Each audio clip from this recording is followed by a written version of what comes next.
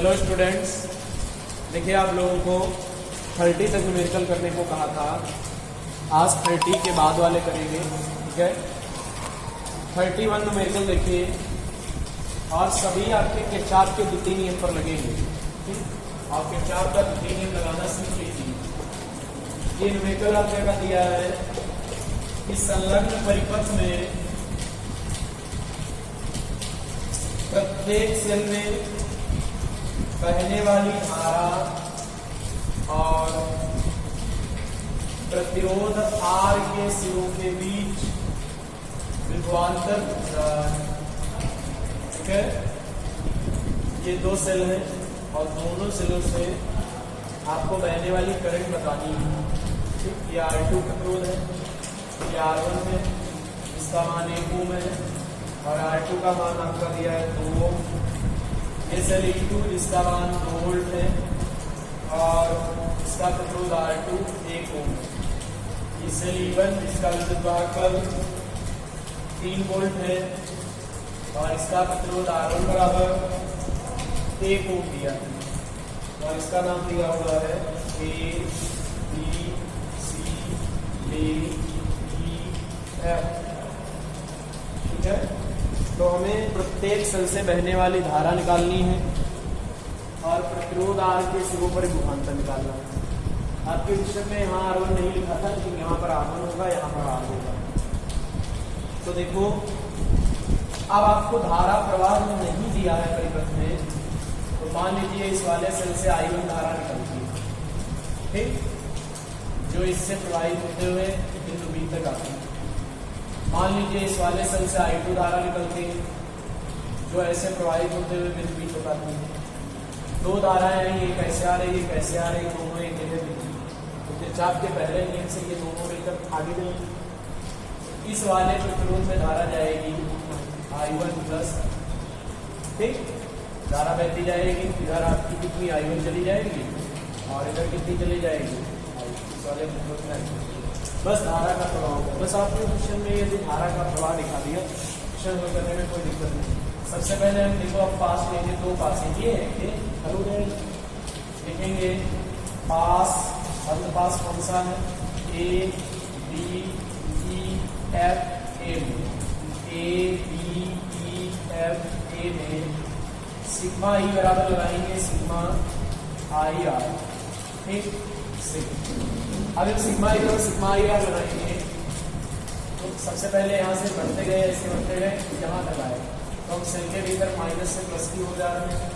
इसका विद्युत वाहक 3 वोल्ट प्लस का T1 में कुछ मतलब को सीधे वैल्यू प्लस का 2 धारा प्रतिरोध का गुणनफल। देखो इसमें धारा आई है I1 प्रतिरोध है 1, तो आएगा I1 गुणे, ठीक, इधर बढ़ेंगे तो धारा गई कितनी I1 प्लस I2 और प्रतिरोध कितना है 3 गुणे 2, तो एक इक्वेशन बन गई 3 इक्वल टू, देखो ये 1I1, ये 3I1, तो 4I1 हो जाएगा और प्लस का 3I2। इसको समीकरण 1 करना। अब नीचे वाला पास ले लें, लिखेंगे पास, क्या नाम है इसका, P, चाहे ऐसे ले, चाहे ऐसे ले, कोई दिक्कत नहीं, P T C B, कोई समस्या नहीं। हम इसलिए लिए ऐसा, धारा की दिशा इसमें आसानी से, धारा की दिशा में भी पास दिया है, तो हम जो वैल्यू लिखेंगे B आई आर की तो बहुत आसान हो जाएगा। आई आर प्लस के और वो ऊपर ऐसी भी कंडीशन हो सकती है जहाँ पर उल्टा पड़ जाए, उल्टा माइनस की चिन्ह आएगा, क्या आएगा सिग्मा ई का सिग्मा आई आर, इसमें भी यूज करेंगे। तो जब इसमें हम ऐसे बढ़ेंगे तो सिग्मा ई 2 मिलेगा, वो भी प्लस का मिलेगा, क्योंकि ऋण टच से धन की ओर जा रही है या धारा की दिशा में। लेकिन कभी कभी ऐसा होता है कि धारा की दिशा, सेल से धारा निकल रही होती है, हमें ऐसे जाना पड़ता है, या सेल में धारा जा रही होती है और हमें ऐसे ही जाना पड़ेगा, तो धारा की दिशा में प्लस का नहीं लेंगे। ऐसा भी हो सकता है, इसे चार्जिंग पर हो और हम ऐसे चले, हम इसका माइनस ही लेना पड़ेगा। इसलिए इस चीज को बताते समय ये मतलब टर्मिनलों का ध्यान रखें, ऋण से धन की ओर जाओगे प्लस का ही लेना पड़ेगा।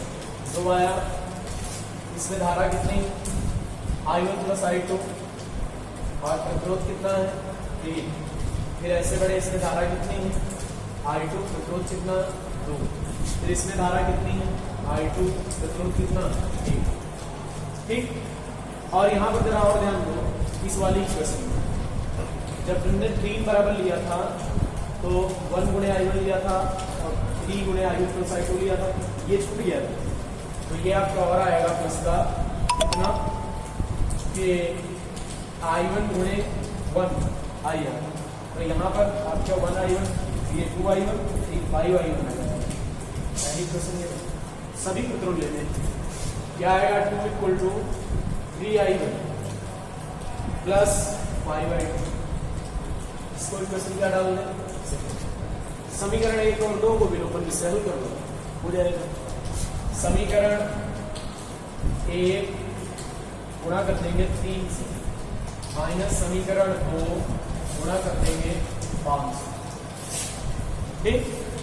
तो पहले में 3 का गुणा करेंगे तो 9 आएगा, 15 I1 आएगा प्लस का 9 I2 आएगा। दूसरी में 5 का गुणा करेंगे तो 10 आएगा, यहाँ पर 5 का गुणा होगा 15 I1 प्लस 25 आएगा।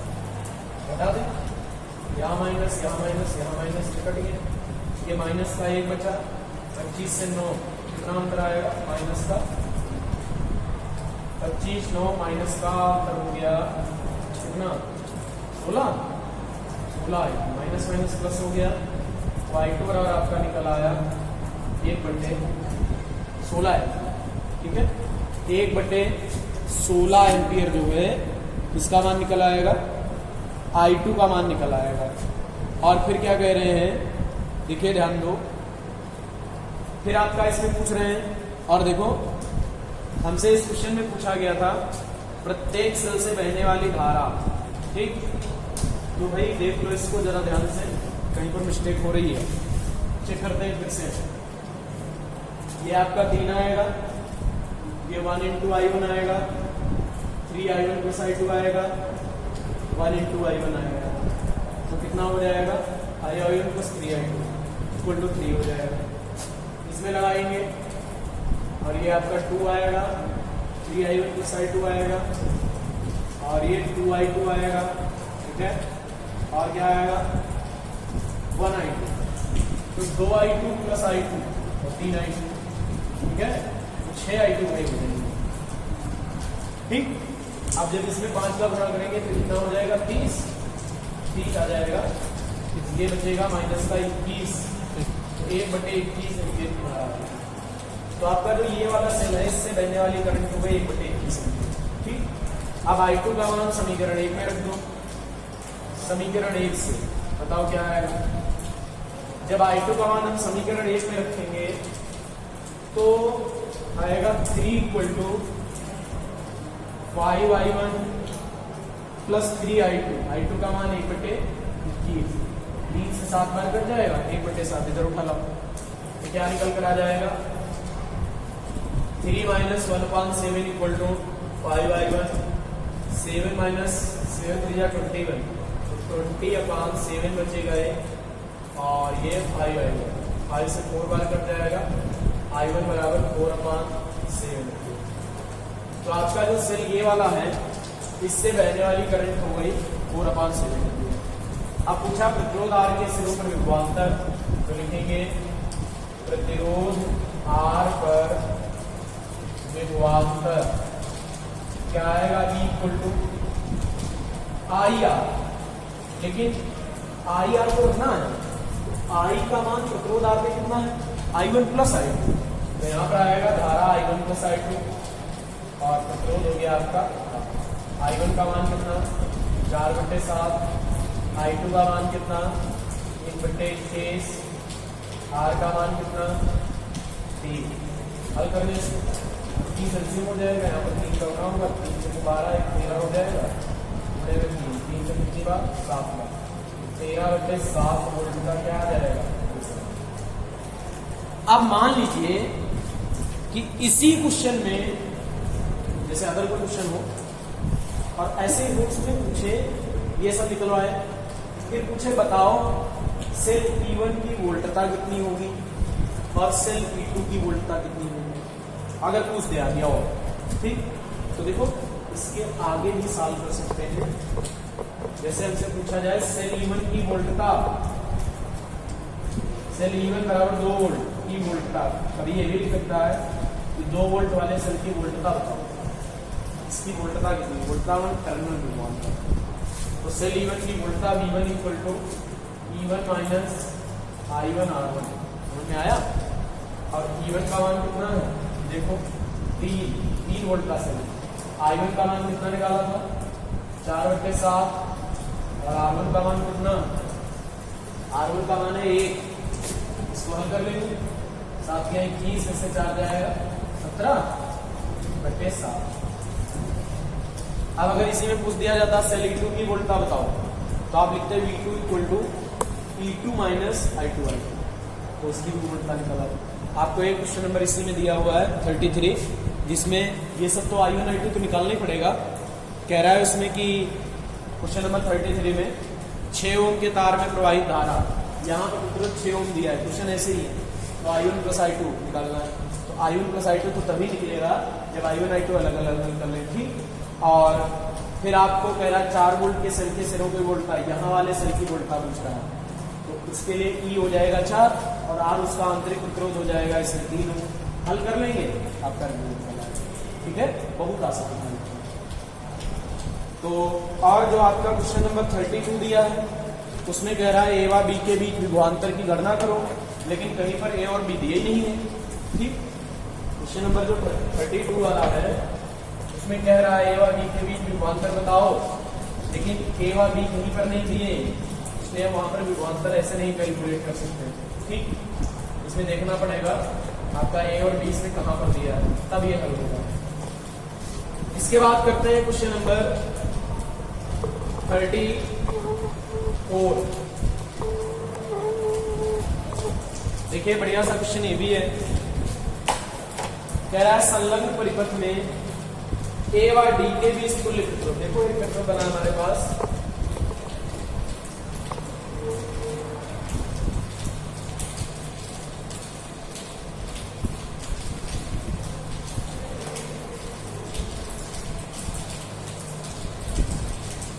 ये A बिंदु दिया है, ये D दिया है, ये B, ये C, यहाँ का प्रतिरोध है 4 ओम, यहाँ का प्रतिरोध 2 ओम, ये 2 ओम, और ये आपका भी 2 ओम दिया है। और फिर ऐसे नीचे एक यहाँ पे सेल लगाना, जिसकी वोल्टता हमें नहीं पता, ये पॉइंट D है, ये पॉइंट F है, लेकिन ये पता है सेल में से कितनी धारा निकल रही है, 2 एम्पीयर की धारा सेल से आ रही है, ठीक। और इसमें धारा का वितरण भी दिया है बहुत अच्छा सा, ये I1 इधर चली गई, I2 इधर चली गई, I1 ऊपर गई, यहाँ पर जब I1 पहुंची तो इसके 2 पार्ट हो गए, इधर चला गया इनका I3, अगर ना दिया होता तो ऐसे हम कर लेते हैं, और इधर जो जाएगा I1 माइनस I3 जाएगा, जब I1 से I3 इधर गया, ठीक, तो I1 माइनस I3 इधर गया, ये दोनों ऐसे प्रवाहित होती हुई आई, और यहाँ पर सारी जगह I1 minus I3 plus I3 यहाँ पर प्लस I3, तो I3 कट गया, I1 प्लस I2 आएगा, ठीक। तो कह रहा है कि धारा I3 का मान बताओ, इतना सब कुछ दिया है, तो पूछा उसने क्या, ये वाली धारा बताओ। अब ये तभी निकलेगी जब ये सब मालूम होगा। और पूछा है कि सेल का विद्युत वाहक बल बताओ, और पूछा है तुल्य प्रतिरोध बताओ। पहला पार्ट उसने पूछा है A व D के बीच तुल्य प्रतिरोध, तो AD का छोड़ दो, पहले इधर से रखो, 4 ओम 2, देखो इसके दोनों सिरे यहाँ से और इसके दोनों सिरे D से, इसके दोनों सिरे B से, दोनों सिरे D से, तो ये पैरेलल कॉम्बिनेशन होगा। तो 4 ओम 2, 4 ओम 2 किस क्रम में है, समांतर क्रम में है। तुल्य प्रतिरोध क्या आएगा, तुल्य प्रतिरोध इनका क्या आएगा, इनका तुल्य प्रतिरोध तो 1/8 मान लीजिए, 1/4 प्लस 1/2, तो 4 एलसीएम हो गया, 1 प्लस 2, 3/4 आ जाएगा, तो R' आएगा 4/3, ठीक। फिर इनका जो तुल्य निकला है वो इसके साथ सीरीज होगा, क्योंकि ऐसे करंट जाएगा और ये दोनों अगर एक हो जाए तो पूरी करंट इसी में जाएगी, अगर ये दोनों 4/3 हो जाए तो I1 धारा 4/3 में जाएगी। तो लिखेंगे 4/3 व 2 श्रेणी क्रम में। कौन वाला? ये वाला 2 श्रेणी क्रम में, श्रेणी क्रम में है। इनका तुल्य प्रतिरोध, इनका तुल्य प्रतिरोध क्या आएगा? R डबल डैश बराबर 4/3 प्लस 2 3 6 4 10 10/3। अब जो इसका जो टोटल निकलेगा वो इसके साथ पैरेलल होगा। तो लिखेंगे 10/3 व 2 समांतर क्रम में इनका तुल्य प्रतिरोध, और इनका जो तुल्य प्रतिरोध होगा वही परिपथ का तुल्य होगा। तो इनका तुल्य प्रतिरोध क्या आएगा आपका? 1/R बराबर 1/10/3 होगा, और प्लस 1/2। ये 3/10 हो जाएगा, प्लस 1/2 एलसीएम लेंगे तो नीचे 10 आ जाएगा, ऊपर 3 प्लस ये 5 आ जाएगा, 8/2। ठीक, 2 से काट में 4 ये 5, तो R बराबर निकल आएगा 5/4 या 1.25। इतना तुल्य प्रतिरोध निकलेगा A और D के बीच। ये तो हो गया पहला पार्ट। दूसरा उसने पूछा धारा I3 का मान बताओ। अब कैसे सॉल्व करें? आप धारा I3 को कैसे निकालोगे? तो देखो, हमें I1 प्लस I2 मालूम है, 2 संधि A पर I1 प्लस I2 बराबर 2 गिर गई, उसके 2 पार्ट है। I1 प्लस I2 का एक इक्वेशन बन गई, एक इससे बना लो, एक इससे बना लो, 3 इक्वेशन हो जाएंगे। 3 से 3 अननोन राशियां होंगी, निकल रही। ठीक, तो देखो इसको मिटा दे रहे हैं।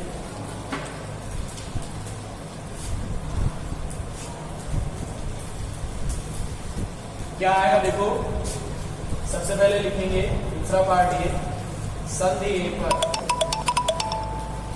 A पर क्या आएगा?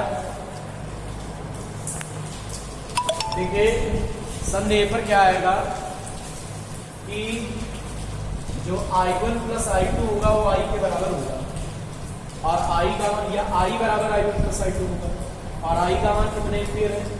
2 बराबर I1 प्लस I2, इसको 1 डाल दो। ठीक, अब ये वाला पास लिखेंगे, कौन सा? A B D E। ठीक, लिखेंगे पास A B D A। क्या लगा दें? सिग्मा I बराबर सिग्मा IR। बताओ क्या है? सिग्मा I तो इसमें है ही नहीं भाई, इसमें कोई सेल वगैरह तो है नहीं, तो सिग्मा I 0 हो जाएगा। सिग्मा IR I1 गुणे 2, तो लिख सकते हैं 2I1 सीधे प्रतिरोध धारा जो गुणा, फिर इधर आए तो प्लस 2I3, फिर इधर बैक हुए तो माइनस का 2I। देखो 2 कॉमन लेके कट जाएगा, तो क्या रह जाएगा? केवल हमारे पास 0 बराबर I1 minus I2 plus I3 समीकरण। अब ये वाला पास कर लो, बताओ पास कौन सा? पास B C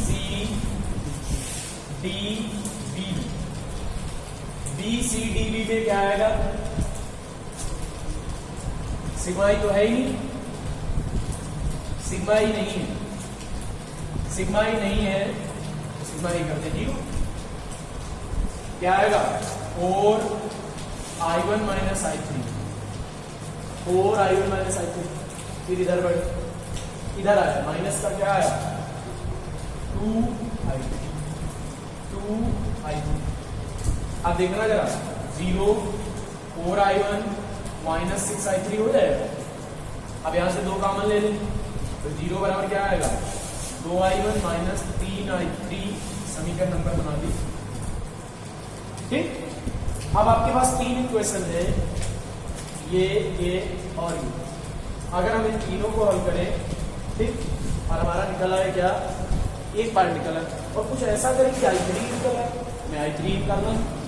अगर हम ऐसा कर लें कि I3 का मान ही निकला है तो बहुत आसान। तो ऐसा कर रहे हैं यहां से हमने क्या किया, 3i3 बराबर कर सकते हैं 2i, कर सकते हैं कि नहीं। या i3 बराबर क्या आएगा, बोलो, i3 बराबर आएगा 2i1 अपॉन।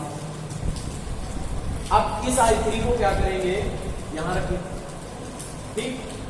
और या ऐसा करें, ये समीकरण 3 अब डाल दें, तीनों को जोड़ दो, लिखेंगे समीकरण 1 + 2 + 3 से। ध्यान देना थोड़ा जोड़ने पे क्या है, इधर 2 आएगा, 1 लिख लिया, देख लेना भाई, ठीक। और इधर 2 आ जाएगा, लेकिन प्लस का और क्या आएगा, i3 आएगा, एक प्लस का i3 आ जाएगा,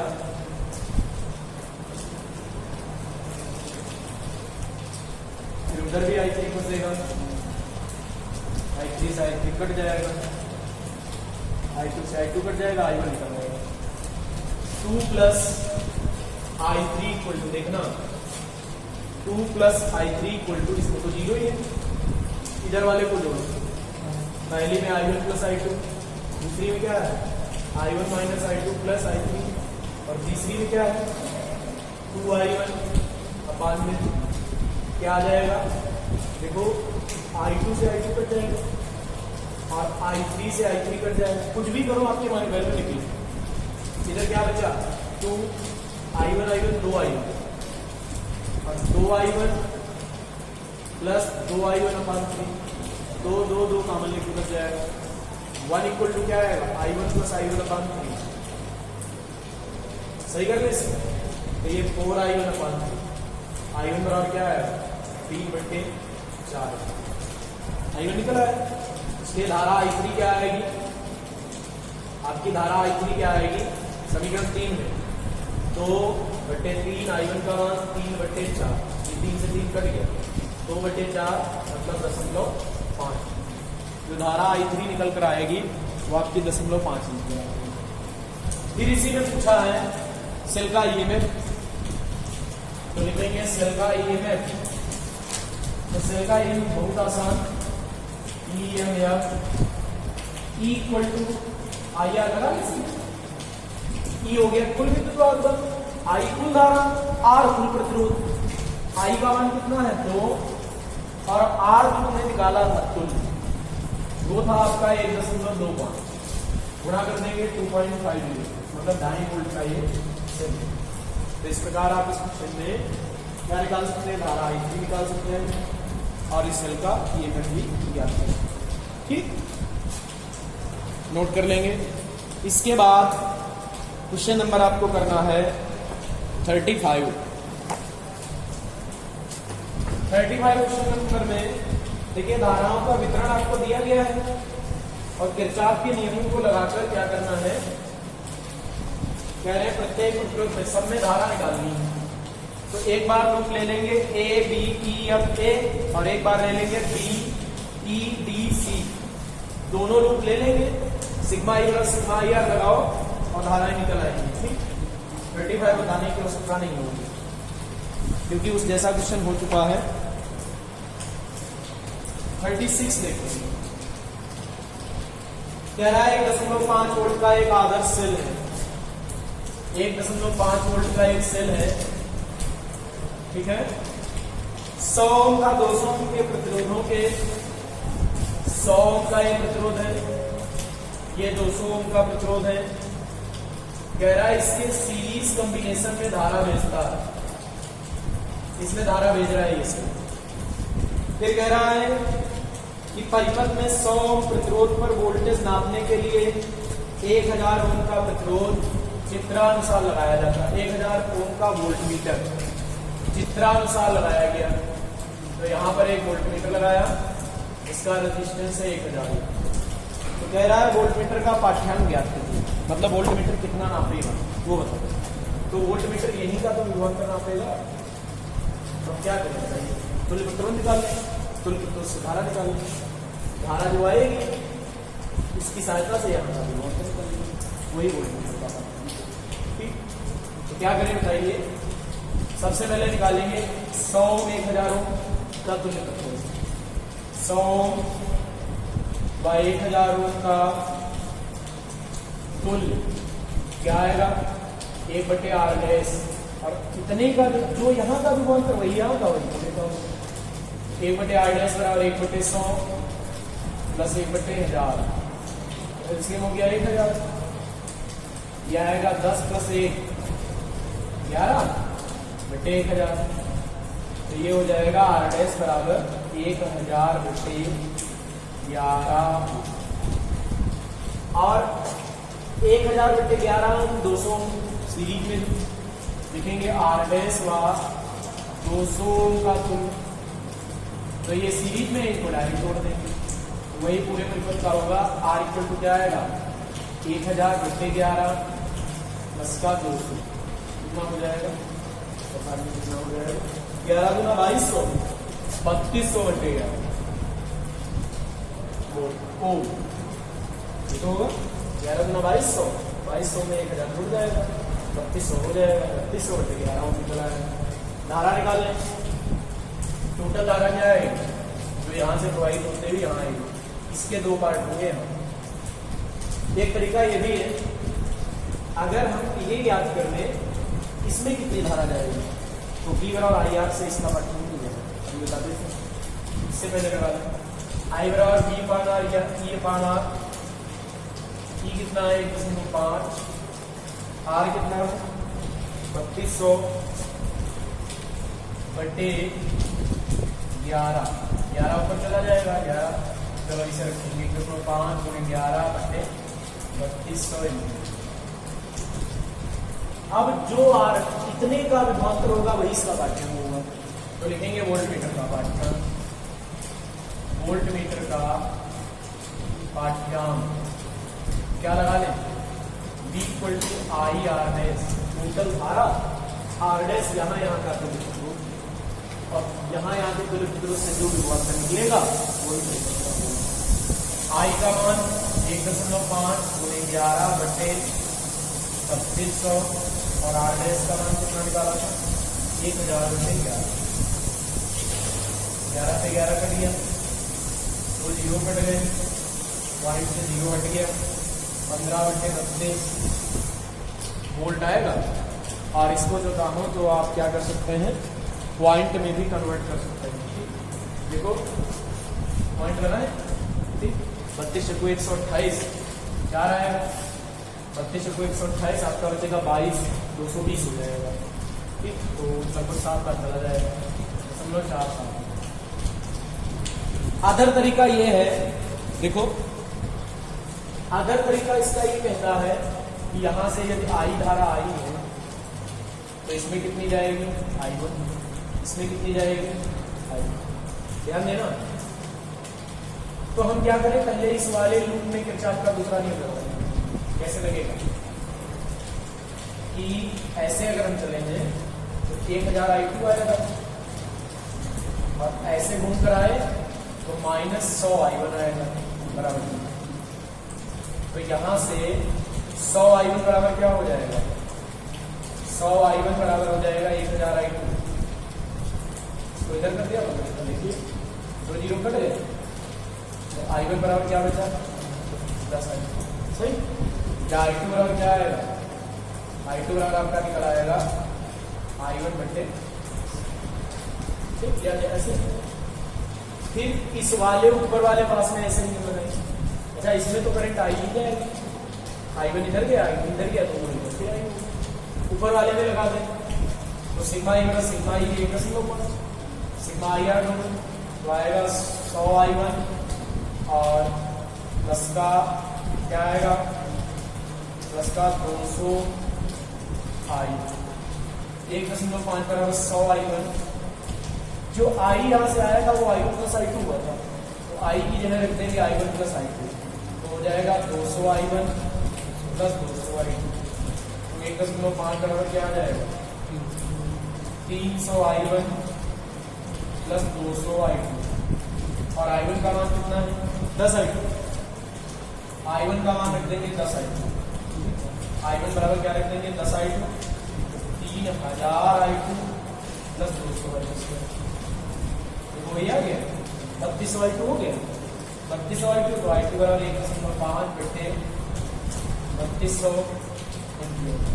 वोल्टमीटर का पार्टीशन I2R, I2 धारा इसमें गई, R उसका प्रतिरोध, 1.5 बटे 3200 गुणे में 1000, जो 0 कट गए, पॉइंट से 1 कट गया, 15 बटे 32, ये भी तरीका है।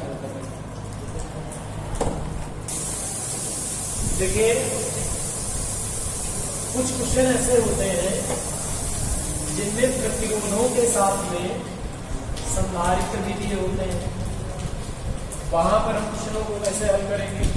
और ये ध्यान रखना, अगर किसी क्वेश्चन में संधारित्र के साथ में रेजिस्टेंस लगा है तो मान लीजिए उसमें डीसी करंट मिल जाएगा, डिस्क धारा नहीं प्रवाहित होती है संधारित्र, ठीक। तो आपको क्वेश्चन देखो बताते हैं 37 नंबर क्वेश्चन में लिखा है ये दो संधारित्र हैं, ये 9 माइक्रोफैरेड का, ये 4 माइक्रोफैरेड का, और ये दो प्रतिरोध हैं। प्रतिरोध कौन कौन से हैं? 8 ओम, 5 ओम, और यहां पर एक लगी बहुत भारी बैटरी जिसका विद्युत बल 15 वोल्ट है, आंतरिक प्रतिरोध 2 ओम। ठीक, कह रहा है कि 9 माइक्रोफैरेड संधारित्र के सिरों के बीच विभवांतर पूछ रहा है, यहां का विभवांतर पूछ रहा है इतने का, ये पूछ रहा है। ठीक, 9 माइक्रोफैरेड पर विभवांतर कितना है? अब 4 दिन में भी पूछ लेता, वो भी निकाल देते, लेकिन आपका यही क्वेश्चन पिछले वाले लेसन में दिया हुआ है कहीं पे, वहां पे केवल संधारित्रों पर आवेश पूछा है, तो हमें यहाँ पर विभवांतर निकालना। तो आप क्या करेंगे, सबसे पहले इतने को हल करो, 8, 5 को सीरीज में हुए, तुल्य प्रतिरोध क्या आएगा? तुल्य प्रतिरोध ये 8, 5 बाहरी के प्रतिरोध है, तो इसको हम R ले सकते हैं, तो 8, 5 कितना हो जाएगा? 13 हो, तुल्य हो गया बाहर का, 2 आंतरिक, तुल्य प्रतिरोध पूरा हो गया। या छोड़ दो, अब धारा निकाल दो सीधी, धारा I इक्वल क्या आएगा? E बट्टे R प्लस R। E का मान कितना है? E का मान आपको दिया है 15, R का मान कितना है? 8, 5, 13, स्मॉल r 13 तो 15, 1 एम्पीयर की धारा है। अब जो ये 1 एम्पीयर की धारा आई है, ये धारा ऐसे जाएगी यहां तक जाएगी, किसमें प्रवाहित होगी? यहाँ विभवांतर स्थापित होगा। तो 13 ओम पर कितना विभवांतर आएगा? वो विभवांतर यहाँ भी होगा, और उस विभवांतर की सहायता से ये यहाँ का ठीक।